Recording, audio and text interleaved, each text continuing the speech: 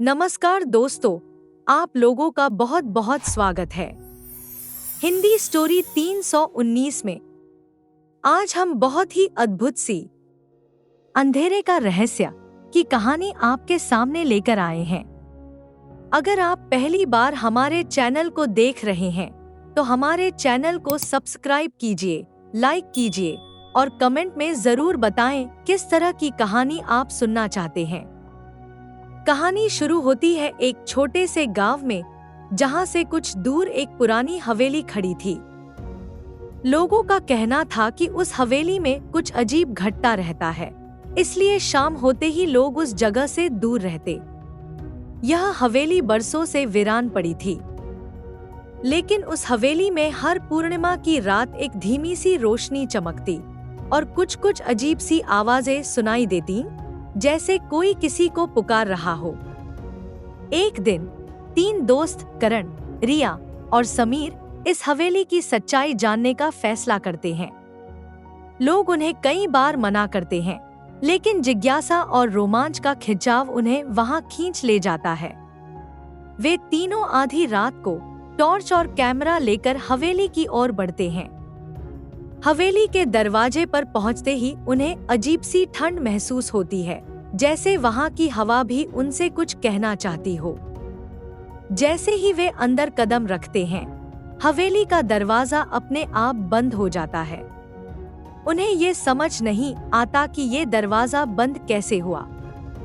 करण दरवाजा खोलने की कोशिश करता है, लेकिन वो जैसे किसी अदृश्य ताले से बंद हो गया था। अब उनके पास कोई चारा नहीं था, सिवाय इसके कि वे आगे बढ़ें और इस रहस्य को सुलझाएं। अंदर का माहौल अजीब था, हर कोने से अंधेरा जैसे घूर रहा हो। अचानक रिया को फर्श पर एक पुरानी चिट्ठी दिखाई देती है। वह उसे उठाती है और पढ़ने लगती है। चिट्ठी में एक ऐसे इंसान का जिक्र था जिसने इस हवेली के रहस्य को जानने की कोशिश की थी, लेकिन वह फिर कभी दिखाई नहीं दिया। चिट्ठी में लिखा था, अगर तुम ये पढ़ रहे हो तो सावधान रहो। इस हवेली में एक आत्मा है जो अपने साथ हर आने वाले को बंदी बना लेती है। ये पढ़कर तीनों के चेहरे का रंग उड़ जाता है, लेकिन अब वापस जाने का कोई रास्ता नहीं था। वो आगे बढ़ते हैं और एक हॉल में पहुंचते हैं। हॉल के बीचों बीच एक बड़ा शीशा रखा था। समीर जैसे ही शीशे के सामने खड़ा होता है, उसे अपनी परछाई नहीं दिखती। उसकी जगह एक बूढ़ी औरत का चेहरा दिखता है जो धीरे धीरे मुस्कुरा रही होती है। अचानक उस शीशे से एक हाथ निकलकर समीर की ओर बढ़ता है और समीर चीखता हुआ पीछे हट जाता है। तीनों अब बुरी तरह डर गए थे, लेकिन इसी बीच उन्हें एक सीढ़ी दिखाई देती है जो हवेली की ऊपरी मंजिल की ओर जाती है। वहां पहुंचते ही उन्हें एक कमरा दिखाई देता है, जिसका दरवाजा हल्का सा खुला था। अंदर जाने पर वे देखते हैं कि कमरे में एक पुरानी पेंटिंग टंगी हुई है, जिसमें वही बूढ़ी औरत दिखाई दे रही थी।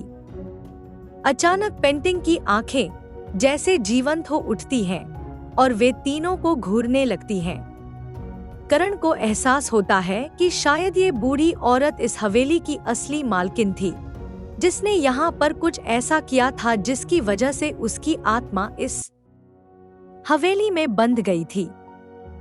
वे तीनों उस रहस्य को जानने की कोशिश करते हैं कि कैसे इस आत्मा को मुक्ति दिलाई जाए, ताकि वे यहाँ से बाहर निकल सकें। रिया को पेंटिंग के पास एक पुरानी किताब मिलती है। किताब में लिखा था कि इस आत्मा को तभी मुक्ति मिलेगी जब कोई उसका नाम पुकारे और उससे क्षमा मांगे।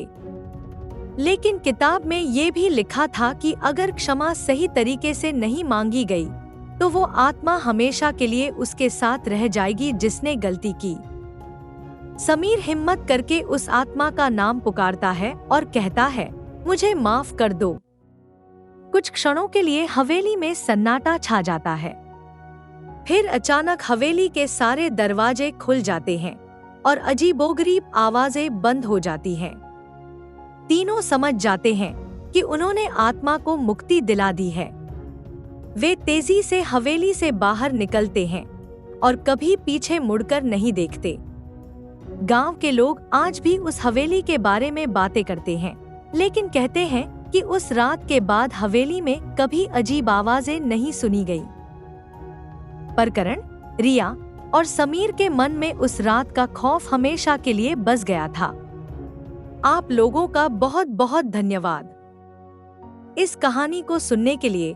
अगर आप पहली बार हमारे चैनल को देख रहे हैं, हमारे चैनल को सब्सक्राइब कीजिए और अपने विचार इस वीडियो के कमेंट पर जरूर शेयर करें और यह भी बताएं कि आगे आप किस तरह की कहानी सुनना चाहेंगे। फिर मिलते हैं एक नई वीडियो के साथ। धन्यवाद।